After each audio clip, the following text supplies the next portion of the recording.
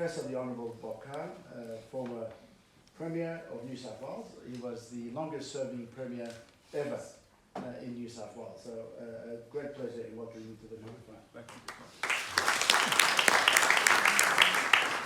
you. Imagine that you're an Australian living in Oxford and you're part of a group to campaign for the rights of the people in the two Indonesian provinces of West Papua.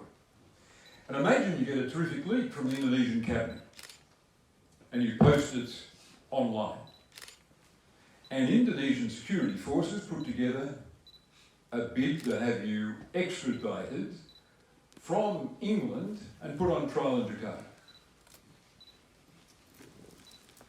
What would you expect the Australian government to do? Now, the analogy is precise. In no respect does that analogy fall short for what we're facing now. Or imagine that you're an Australian living in Bangkok and you're working with the people of Rakhine Province, the Rohingya people, and you've got material, a leak from the generals in Myanmar, and you throw this up on a website about the burning of villages, about rape and torture, about the evacuation of people from homes they've lived in for hundreds of years. You post this, you're an Australian living in Bangkok, and the army in Myanmar initiates a bid to have you extradited from Bangkok to be put on trial in Rangoon.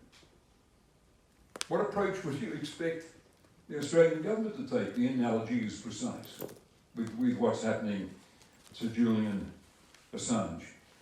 But he was a bad house guest. Someone said, when a friend of mine said to a friend in England, she heard that Assange in a country house with his friends, with his team, was a bad house guest. I mention this because we keep having extraneous arguments presented when we try to get a discussion like this. He intervened in the 2016 election. There's nothing in the indictment he faces that refers to involvement with the Russians or the US election of 2016. Nothing in the indictment touches on this, or indeed touches on his behaviour as a house guest in an English country home. It's nothing to do with that. We all know why America is seeking to put him on trial. He exposed American war crimes committed in a war, to put it politely, conducted outside international law. War crimes that the US has never accepted. There's been no inquiry into the behaviour of the American troops in that helicopter gunship, who picked off their victims, who got approval over their radio, and then took them out, one after the other. The victims being proved later to be unarmed, to be innocent, to be civilians, not engaged in any warfare against the Americans who were there, I say it again, illegally under international law, having no right to be there, given them by a resolution of the Security Council, which would have been necessary to have rendered the invasion of Iraq in March 2003 within international law. Are we better off because we know about these things? Or would we be better off if this and the other secrets exposed had continued to be secrets? I think the question answers itself. But there's no inquiry into the behaviour of those American troops who committed those murders. But there's an extradition against the person who exposed those crimes. Chelsea Manning, who is accused of having persuaded to release the material, was given a pardon by Barack Obama. A pardon by the previously serving US president. And the charges against Assange are based on a discredited piece of American legislation, Woodrow Wilson's Espionage Act, that was used to put in jail critics of America's involvement in World War I, in blatant breach of America's First Amendment right to freedom of expression. And one of the people put in jail under it was Eugene V. Debs, the Socialist Party candidate for whom millions of Americans in 2 presidential elections had recorded their vote. It's a discredited piece of legislation. It should be expunged from America's statute books. It's being used against someone whose offence we all know was to expose American war crimes. There are 2 big issues gathered here.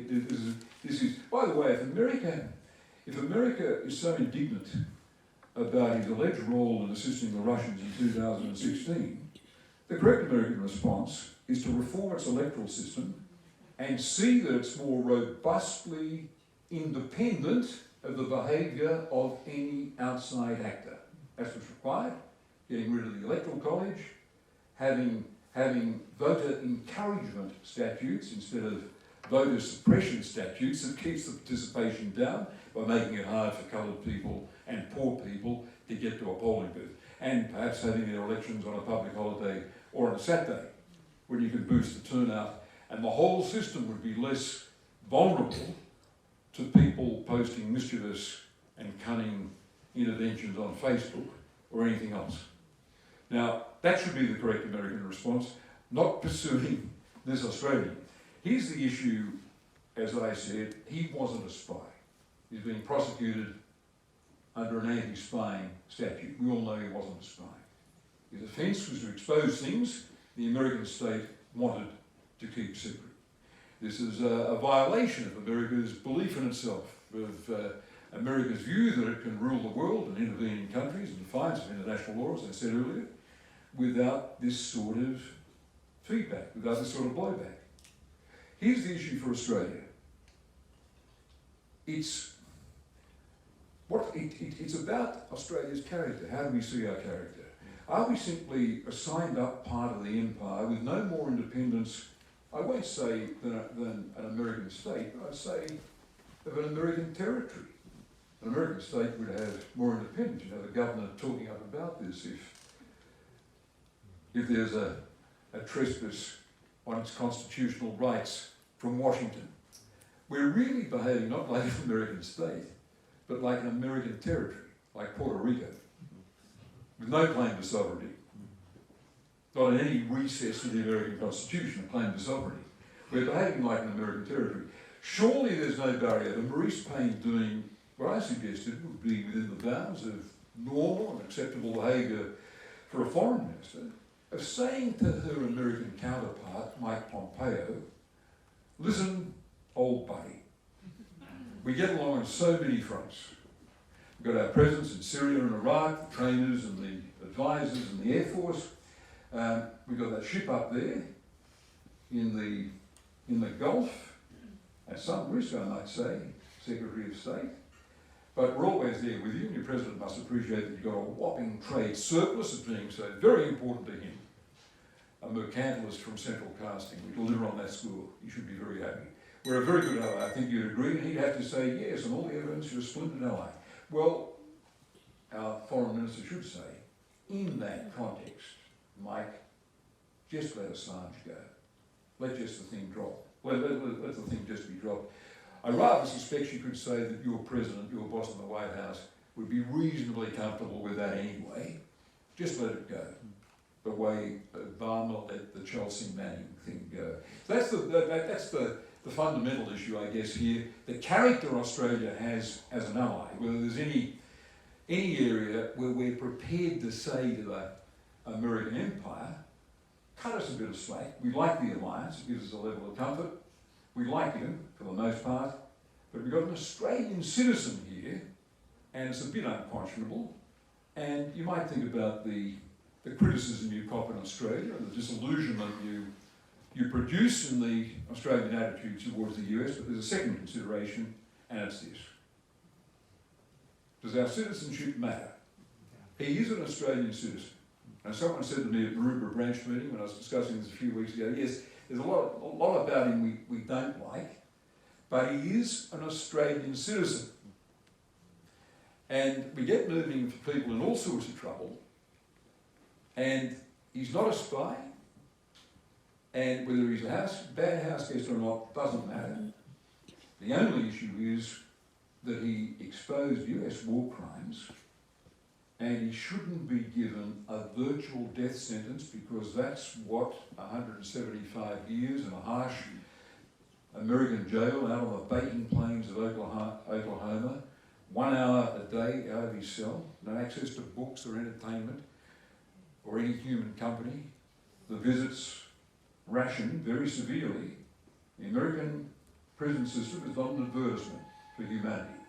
That's what this is about. This is a virtual death sentence, and it's the job of an Australian minister to wink the him out of that situation and tell the Americans, good ally though we are and proud to be, cut Assange a little slack.